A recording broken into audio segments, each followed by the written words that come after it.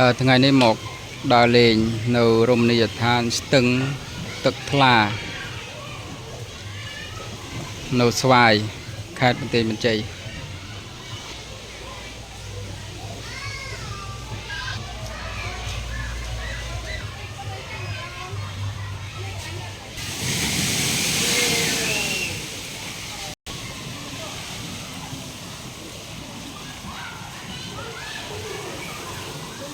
នេះអាងលេងទឹកសម្រាប់មនុស្សទូទៅចាស់ក្មេងនឹងអាចចូលលេងបានគ្រប់គ្នាថ្ងៃនេះថ្ងៃជុំបិណ្ឌទី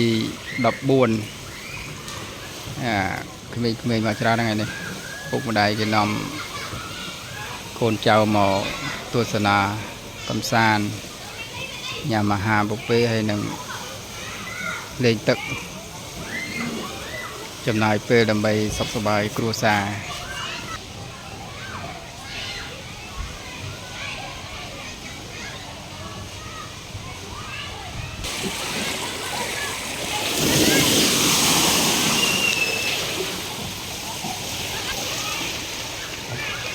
ភោជនីយដ្ឋានស្ទឹងទឹកថ្លាលក្ខខណ្ឌក្នុងការចូលហែលទឹកយើងខ្ញុំមិនទទួលខុសត្រូវចំពោះហេតុការណ៍គ្រោះថ្នាក់ចៃដន្យណាមួយឡើយយើងខ្ញុំមិនទទួលខុសត្រូវចំពោះការបាត់បង់សម្ភារៈមានតម្លៃឬគ្រឿងអលង្ការរបស់ភ្ញៀវទេមុនសម្អាតខ្លួនមុនចុះហែលទឹកក្មេងត្រូវពាក់អាវពោងហាមអ្នកមានជំងឺอันนี้បំរាមសម្រាប់អ្នកមកទស្សនាហាមស្ត្រីមានផ្ទៃពោះហាមស្លៀកខោអាវខោប៉យកបយខោកបយអាវកបយហាមចុះទឹកពេលស្វឹងហាមជាមួយទឹកហាមយកចំណីអាហារចូលអាងទឹកហាមនោមក្នុងទឹកអើយនោមគាត់បានតែជុះបាន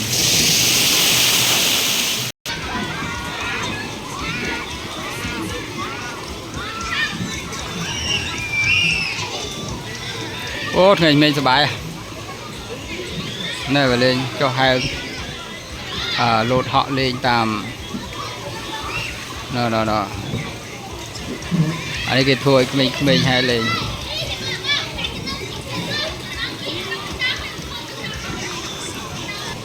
ឥឡូវយើងមកមើលតាមជុំវិញមើលតាមមានអ្វីខ្លះអូត្រជាក់ជុំអស់ឡើយនេះដំឈើជាឈឹងឆេ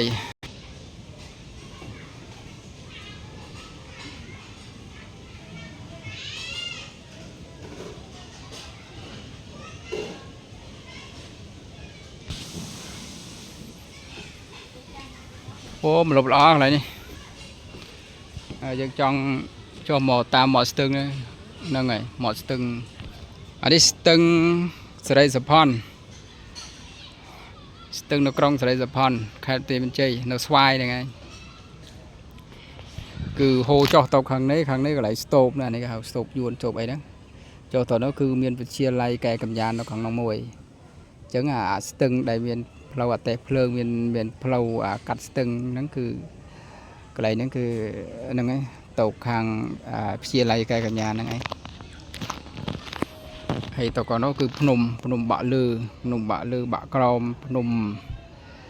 អីភ្នំចិញ្ចាំងអីហ្នឹងនៅហ្នឹងឯងមាត់ស្ទឹងនេះចុះលេងហែលទឹកក្នុងនេះក៏បាន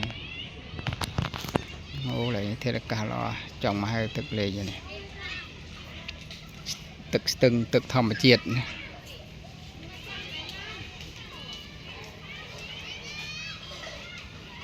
កន្លែងនេះគេហៅភោជនីយដ្ឋានទឹកថ្លារមណីយដ្ឋានទឹកថ្លា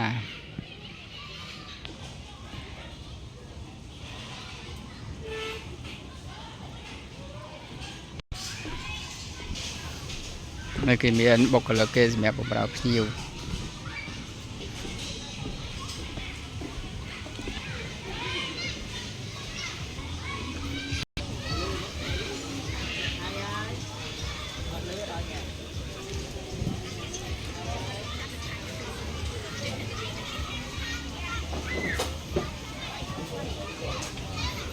នៅជុំវិញនេះគឺកន្លែងតុក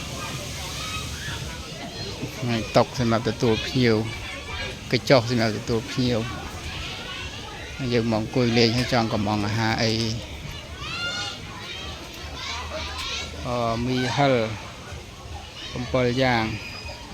ថ្ងៃនេះភ្ញៀវមកច្រើននេះភ្ញៀវមកច្រើនបងយ៉ាងហ៎បាទហើយចឹងជារាល់ថ្ងៃគឺមកច្រើនចឹងហ្មងហ៎មកច្រើនចឹងរាល់ថ្ងៃបងភ្ញៀវមិនថាថ្ងៃសៅរ៍ថ្ងៃអាទិត្យថ្ងៃបុណ្យទានអីគឺមកច្រើនខ្ញុំទៅស្គាល់លើកទី1ហ្នឹងមែនទេទៅលើកទី1ចេះស្គាល់អីកន្លែងនេះមានដែរគឺមកពីក្រៅមកឃើញតែថាគេឃើញតែអីចឹងណានឹងមកល្អមែនតើថ្ងៃក្រោយមកទៀតហ្នឹងបន្ទប់ទឹកពេលយើងលេងរួចយើងមកមួយទឹកសម្អាតមានភ្លេងបើកកំដរអាយ៉ានេះមានស្អី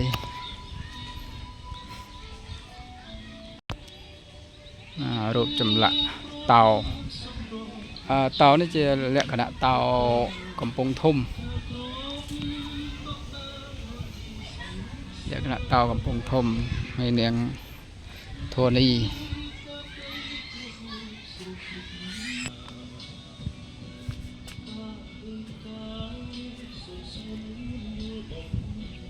នៅកន្លែងគេដាក់សូឡា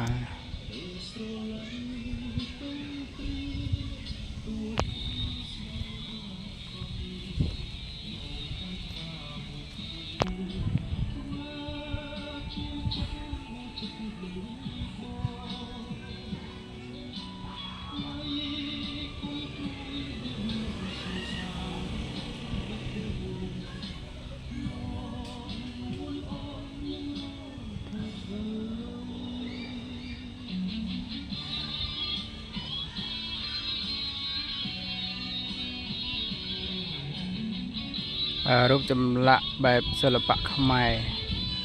ស្លៀកកំងហួរកំងកំងហូល